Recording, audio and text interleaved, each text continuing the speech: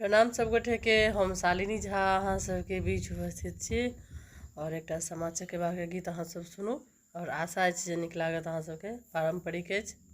धन्यवाद।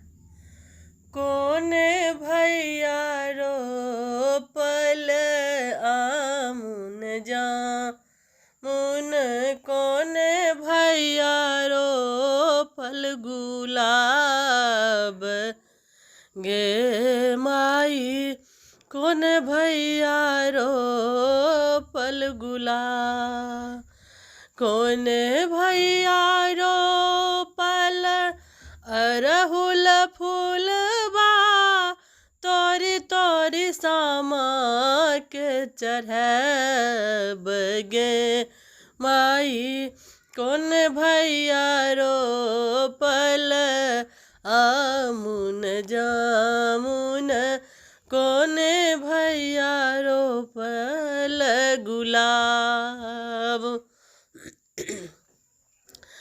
बड़का भैया रोपल आमुन जामुन, छोटका भैया रोपल गुलाब, गे माई माधव भैया रोपल अरहुल फूलबा, तोरी तोरी सामा के चढ़ब, गे माई माधव भैया रोपल अरहुल फूलबा, तोरी तोरी सामा के चढ़ब।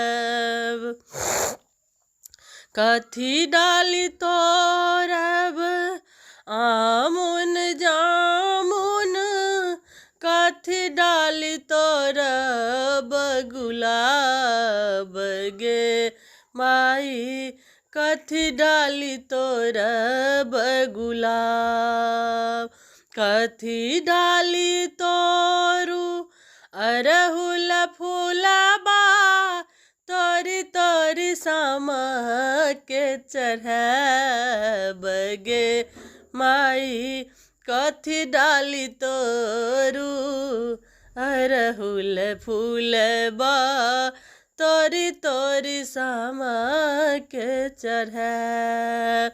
सिक्की डाली तोरब आमुन जामुन, रूपे डाली तोरब गुलाब, गे माई सोन डाली तोरब अरहुल फूलबा, तोरी तोरी सामा के चढ़ब, गे माई सोन डाली तोरब अरहुल फूलबा, तोरी तोरी सामा के चढ़ब।